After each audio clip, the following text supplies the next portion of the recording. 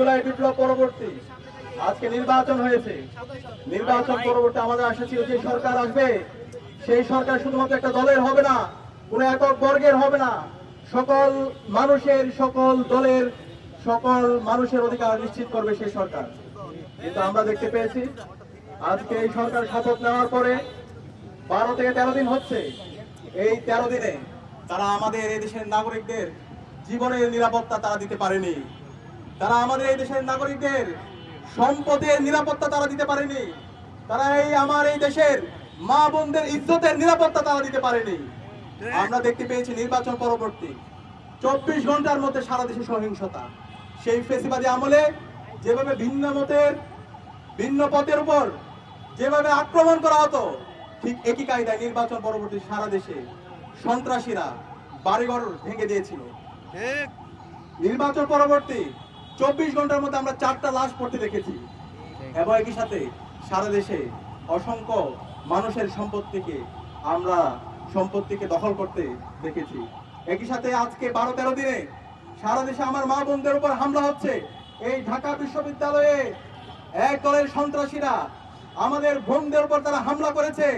একই সাথে আমরা দেখতে পেয়েছি রামপুরার মধ্যে 5 বছরের এক শিশুর উপরে হামলার পর তাকে হত্যা করা হয়েছে।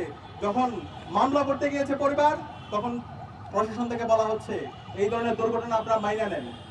আরে ভাই, এই ধরনের দুর্ঘটনা মাইনে নেওয়ার জন্য কি জুলাই বিপ্লব হয়েছে?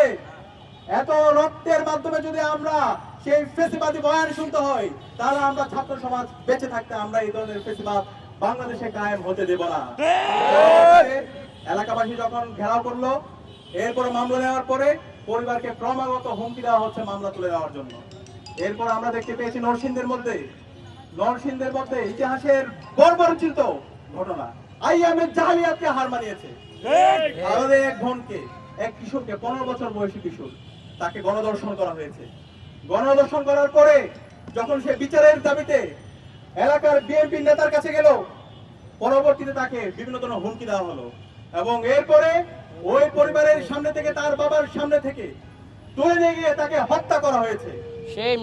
আমরা এখন পর্যন্ত এই ঘটনার সাথে যারা জড়িত এবং যারা ইন্ধন জুগিয়েছে তাদেরকে দৃষ্টান্তমূলক বিচার আওতায় আনতে দেখিনি। একই সাথে আমরা দেখতে পেয়েছি হাজারীবাগে এক শিশুকে হত্যা করা হয়েছে। এভাবে গাইবান্ধা থেকে শুরু করে বাংলাদেশের বিভিন্ন প্রান্তে আজকে মবের মাধ্যমে নাগরিকদের অধিকার হরণ করা হচ্ছে এবং জুলাইয়ের যারা বিপ্লবী আছে তাদেরকে হত্যাযজ্ঞ করা হচ্ছে।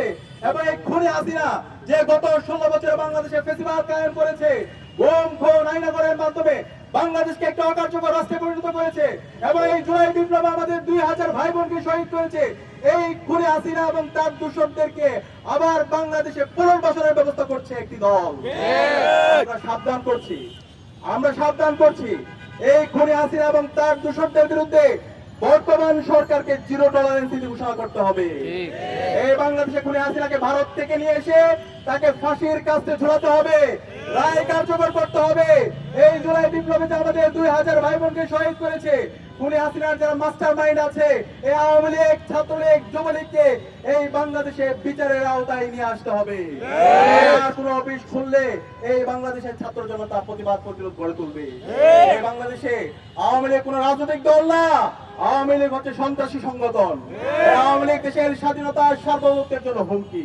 সুতরাং এই আওয়ামী লীগকে এবং খুনি হাসিনার দোষরদেরকে এই বাংলাদেশে বিচারের আওতায় নিয়ে আসতে হবে এবং সারা দেশব্যাপী যে দর্শন হচ্ছে, যে সন্ত্রাস হচ্ছে, যে মাফিয়া তন্ত্র হচ্ছে, এই সন্ত্রাসীদেরকে দ্রুত সময়ের মধ্যে অ্যারেস্ট করে তাদেরকে বিচারের আওতায় নিয়ে আসতে হবে।